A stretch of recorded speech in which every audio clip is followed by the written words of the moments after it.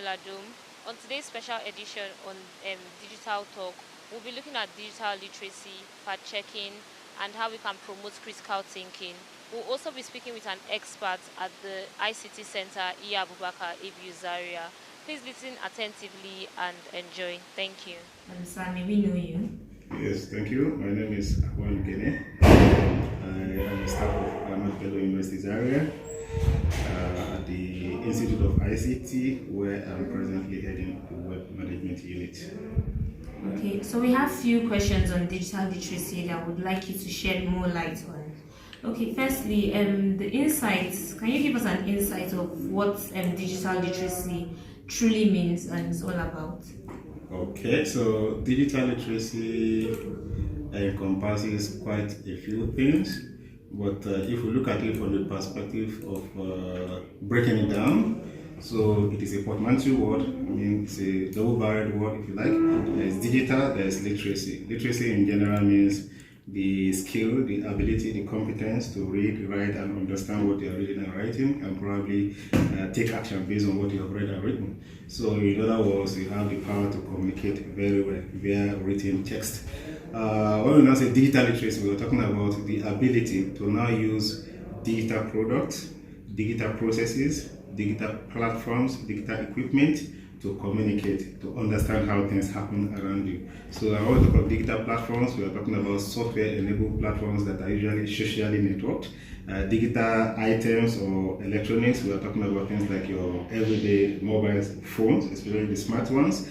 We're even talking about things like smart TVs these days. We are also talking about anything and everything that encompasses the use of especially computers or some variants of computers to get things done. So that's digital things. So digital literacy, in summary, then will be the ability, the competence of somebody to be able to use these devices and processes and platforms to understand what is going on around them, interacting with themselves, with others, or even with processes.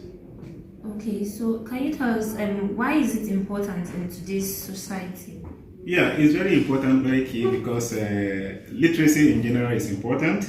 Without literacy, you probably will not be able to get far. And literacy doesn't always have to be English literacy or formal literacy as we know it in these days. So digital literacy is the in thing now, because in many aspects of life, we see digital devices, digital operations taking over the old ways of doing things. In learning and teaching, we're having digital systems of doing things. We have online learning, distance learning, virtual learning, and so on, as well as teaching. Examinations can be done remotely. In the job sphere, people are working off-site, remotely, at home even, and they are delivering. And they're able to do that because we're using digital systems, digital devices.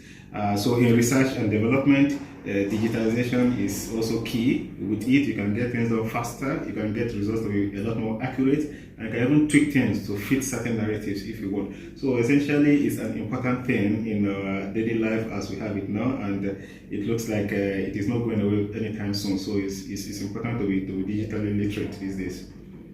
Okay, so how can digital literacy facilitate critical thinking and analysis of media content?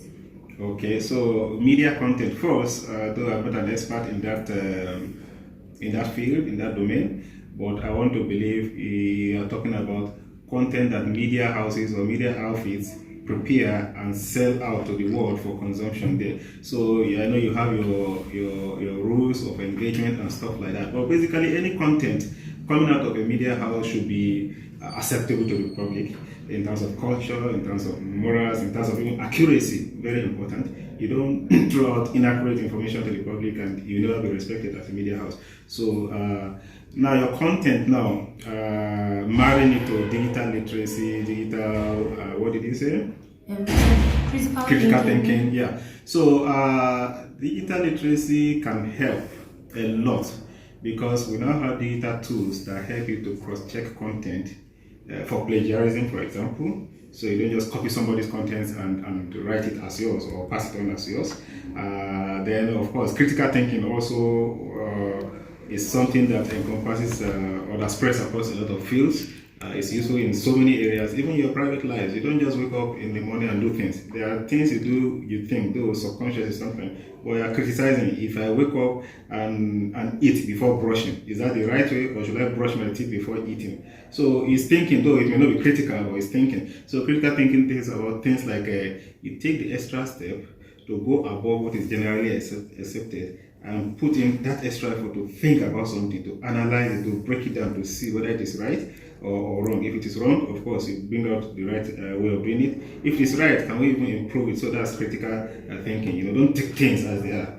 Go the extra step to question them in order to find something better. So now using that, and then digital literacy, and bringing it to fore in line with media content, you see they are interrelated. But except that with digital systems now, you can do them better, faster, and hopefully much more accurately. So it is also important in that regard, yes.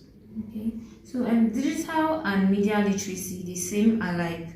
Is there any way you can help us give it a difference between these two terms? Okay. I will not be academic. I will rather be just straight. Digital literacy, we have already made some points about that. Media literacy, well, it's similar to digital literacy, except that now we are saying being literate about media affairs, media matters, things that come out of media outlets and the processes and so on. So if I'm literate about how communications work, if I'm literate about how the banking system works, if I'm literate about how the schooling system works, I should also be literate about how the journalism field works, how the media system works. So if I'm literate in that regard, it means I'm specifically literate about ways of the media, as against I'm particularly literate about ways of the digital world. So both are all about awareness, about competence in doing things in those domains. So they are not exactly the same, but they are interrelated in the sense that it's all about somebody being aware of how things are done in these two domains. Okay, so is there any way we can fact check digital content on the various media platforms? Are there any patterns or platforms, there's a way you can fact check? Yes.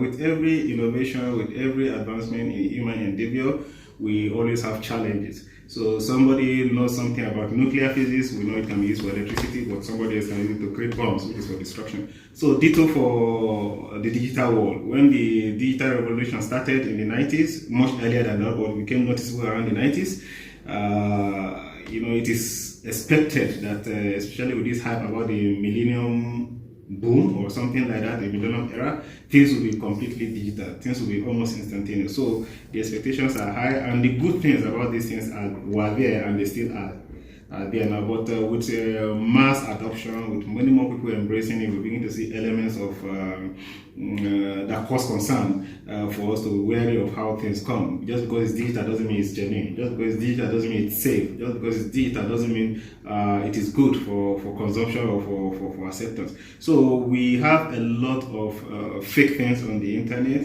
a lot of harmful content in the internet, a lot of things that we should not just take as they come. So we should be careful.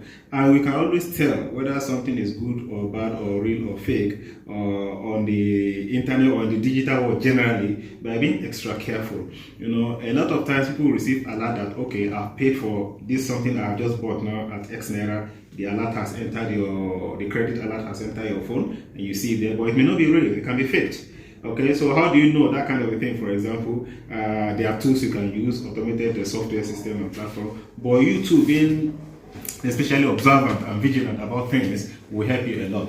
Also on social media space, people post a lot of things that are not necessarily real, or if they are real, they have been faked to some extent, they have been doctored.